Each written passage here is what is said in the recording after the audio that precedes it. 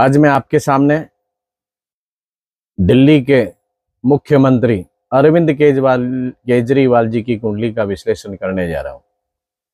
वैसे तो आप देखेंगे कि अरविंद केजरीवाल की ऑनलाइन में या कहीं पर भी एस्ट्रोसेज या गूगल में उनकी जो डेट ऑफ बर्थ तो सही है, लेकिन टाइम उनका गलत दिया गया है। उस टाइम के अनुसार उनकी कुंडली एडजस्ट होती नहीं है। जिस लगन का उनका बताया जा रहा है कि इनका लगन वृषभ लगन है, उस लगन के हिसाब से माननीय अरविंद केजरीवाल की ना तो नेचर, ना उनके गुण, ना उनकी कोई भी योग्यता उस कुंडली से मैच खाती है। उनकी कुंडली जो है वो वृष लगन के हिसाब से अगर बताते हैं तो द्वितीय भाव में जो है कोई ग्रह नहीं है उसके। तीसरे घर में सूर्य मंगल जो है बैठे हुए हैं, चौथे घर में शुक्र बुध और गुरु, और पांचवें घर में केतु।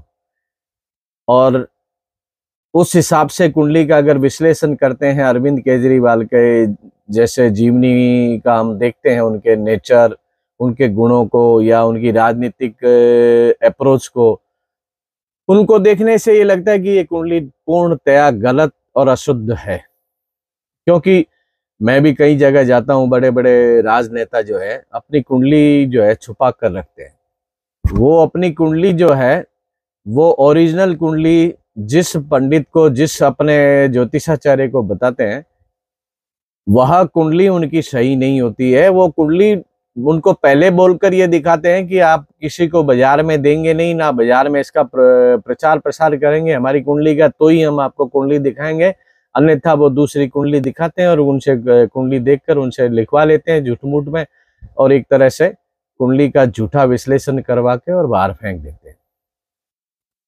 वैसे इनकी कुंडली का हरियाणा में शिवानी की जगह पर उनका जन्म हुआ है, और उनकी कुंडली के अनुसार इनका वास्तव में अगर कुंडली देखा जाए तो सिंह लगन इनकी कुंडली का बनता है।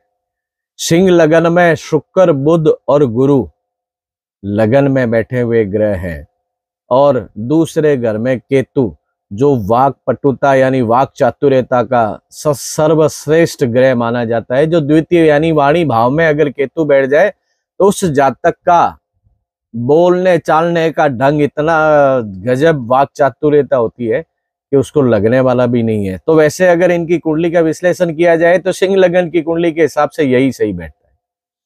सिंह लगन में गुरु बुध शुक्र, लगन मतलब उस आदमी की आत्मा और उन आदमी का व्यक्तित्व, लगन जो है वो देखा जाता है। लगन का जब व्यक्तित्व देखते हैं तो गुरु बुध शुक्र तीनों बहुत शुभ और अच्छे ग्रह माने जाते हैं।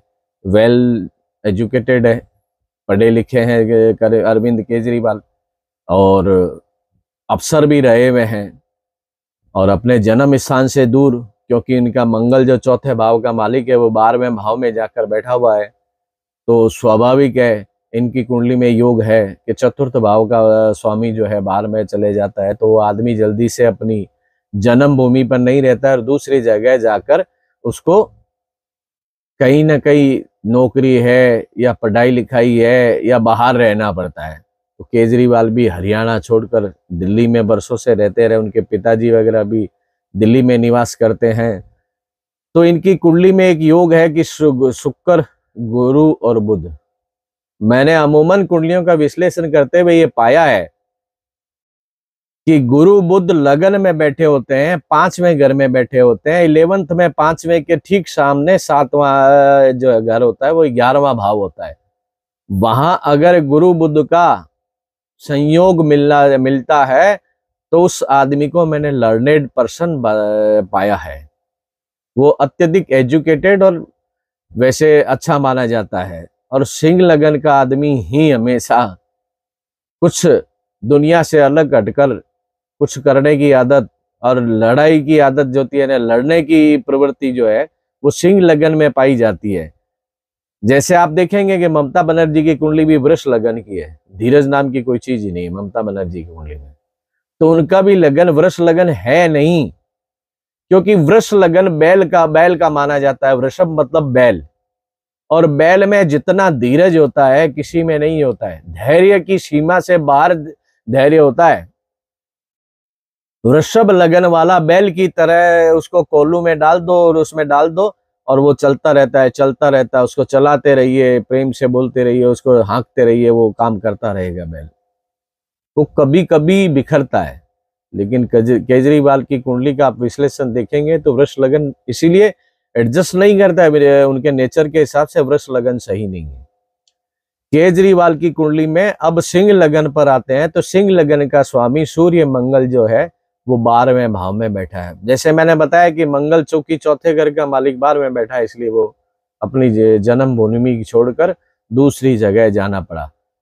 अब कुंडली में विश्लेषण करते हैं तो ये कैसे पाया जाता है कि ये आदमी दिल्ली में ही रहेगा, क्योंकि मंगल, देखिए मंगल जो है वो कर्क राशि में है। कर्क राशि पानी के पास आसपास के क्षेत्र में जाना ही लिखा रहता है, तो मंगल चूंकि कर्क राशि में है इसलिए वो दिल्ली के आसपास, दिल्ली में चूंकि यमुना नदी बहती है, नदी के किनारे उनका, नदी का किनारे का मतलब ये नहीं होता है कि नदी के किनारे शहर जो होता है उसमें जाकर निवास करने से उनका भाग्य जो है वो प्रबल होता है।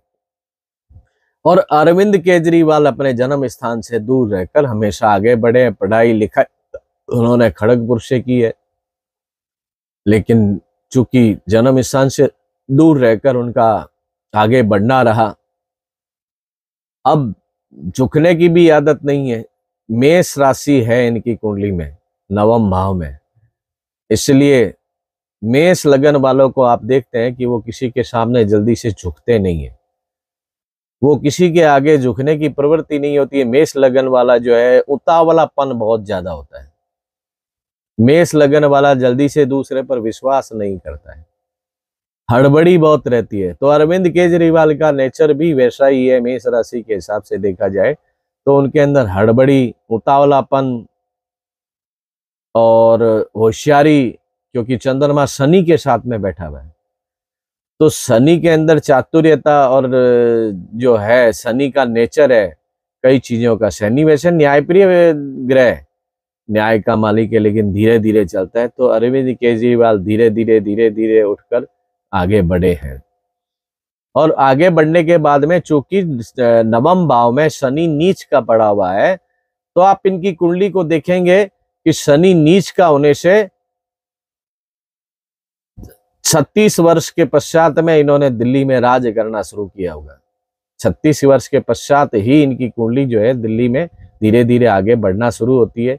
वैसे चंद्रमा चूंकि 24 वर्ष से स्टार्ट कर देता है, तो इनमें आंदोलन की प्रवृत्ति और संघर्ष करना सरकार के विरुद्ध में, शनि वगैरह जो है वो आदमी को लड़ाकू भी बनाते हैं। नेचर भी ऐसा होता है, चंद्रमा शनि विष योग का निर्माण भी करते हैं।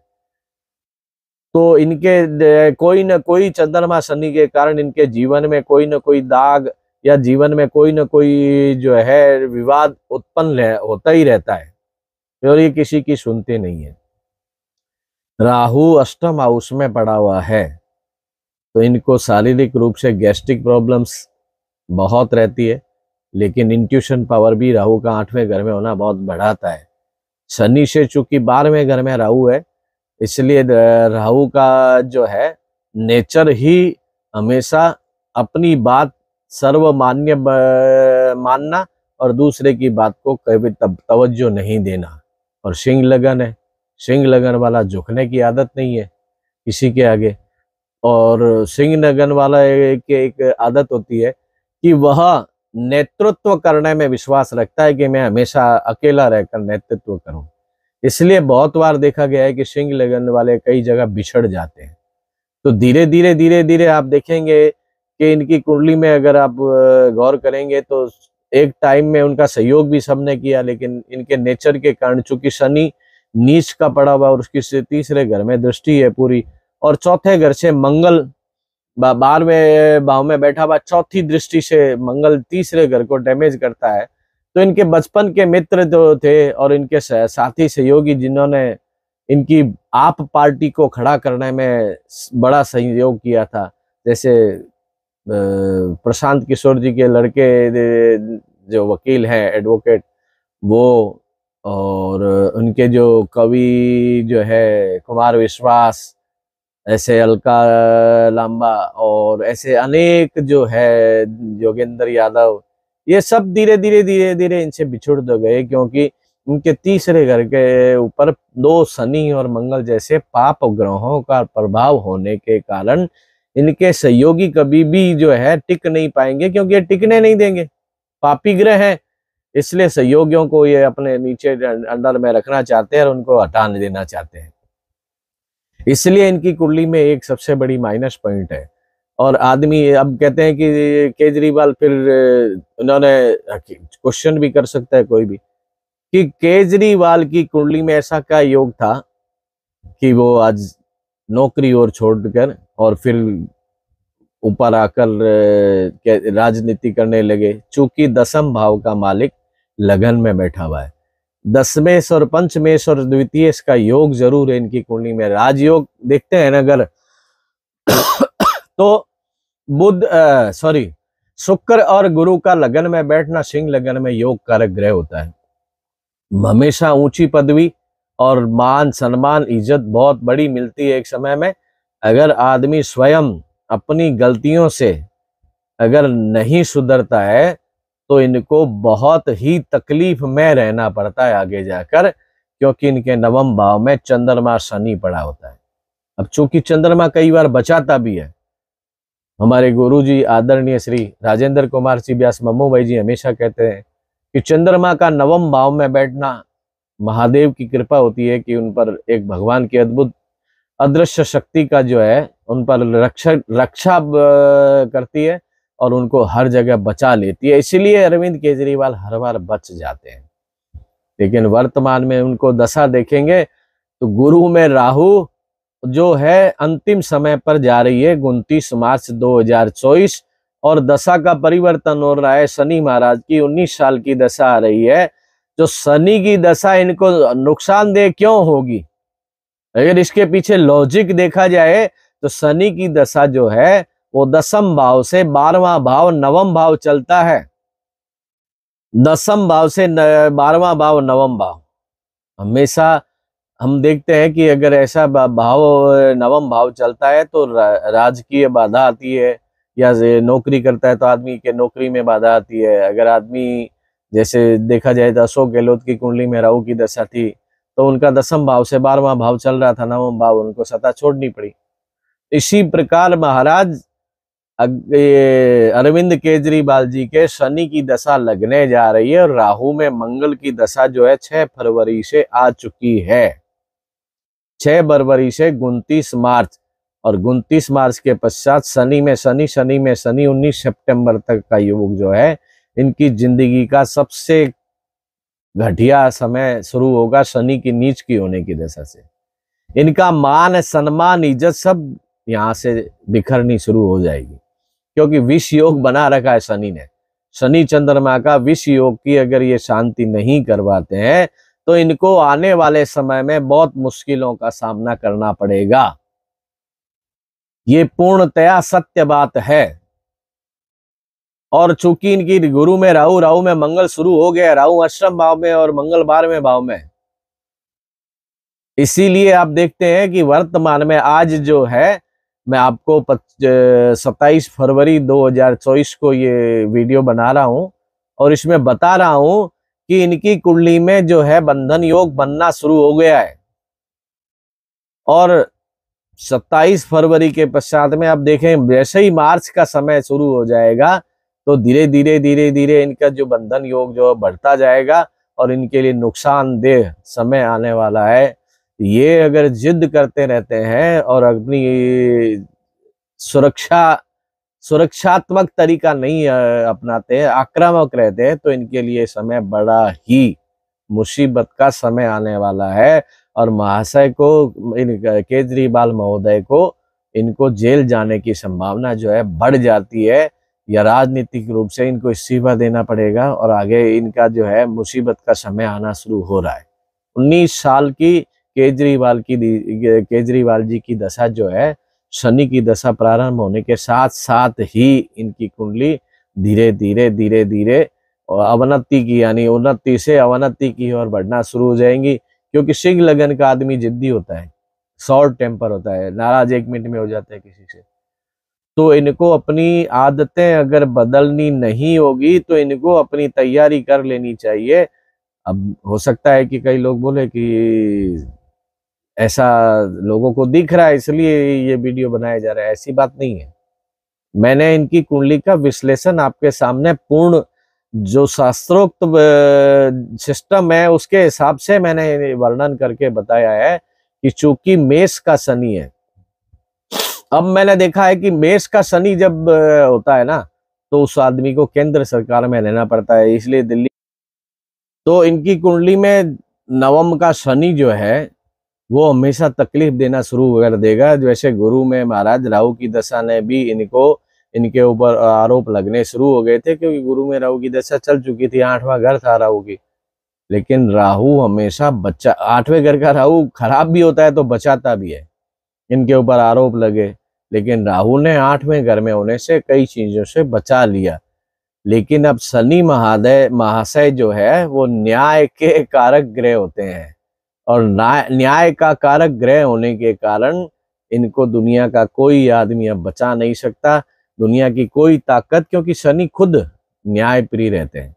अगर ये अब भी शनि की दशा 29 मार्च 2024 से लगती है, उससे पहले नहीं सुधरते हैं, तो इनको निश्चित रूप से जेल की हवा खानी पड़ेगी, और इनके लिए पॉलिटिकल हरास, इनके जीवन का राजनीतिक जो ताकत है वो धीरे धीरे समाप्त होने की ओर चली जाएगी, और एक दिन ये लुप्त प्राय होते हुए दिखेंगे कि राजनीति, भारत की राजनीति में आप, इनको लगता है कि केजरीवाल जो है वो धीरे धीरे एक राज्य से 2 राज्य, 2 राज्य से सांसद बढ़ जाएंगे, वो कर जाएंगे।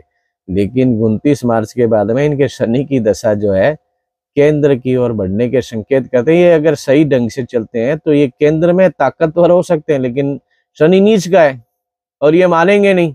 विष योग है, विष योग के कारण लोग इनको जो है सहयोग नहीं करेंगे, और ये अपनी गलतियों को सुधारने की कोशिश नहीं करेंगे। इसलिए इनको बार बार तकलीफ होनी शुरू हो जाएगी, और एक दिन स्वयं अपने भविष्य का नुकसान कर लेंगे, और केजरीवाल आगे आने वाले टाइम में बड़ी मुसीबत में फंस सकते हैं। मैं पंडित जितेंद्र आचार्य आपके सामने ज्योतिष का विश्लेषण जो है अरविंद केजरीवाल का कर रहा हूँ, किया है, और उसको आप गौर से देखेंगे और सुनेंगे जरूर। मैं कोशिश करूँगा कि इनके पश्चात में आदरणीय प्रधानमंत्री श्री नरेंद्र मोदी जी की कुंडली का विश्लेषण करूं, और आपको विश्लेषण कैसा लगे जरूर मुझे अपने शब्दों के द्वारा बताएं, जिससे मैं आपको अच्छे ढंग से उनका विश्लेषण करके बता सकूं, और मैं भी आगे हिम्मत करके अच्छा आपके आगे प्रस्तुत कर सकूं। इसी कामना के साथ में ये वीडियो बंद कर रहा हूं।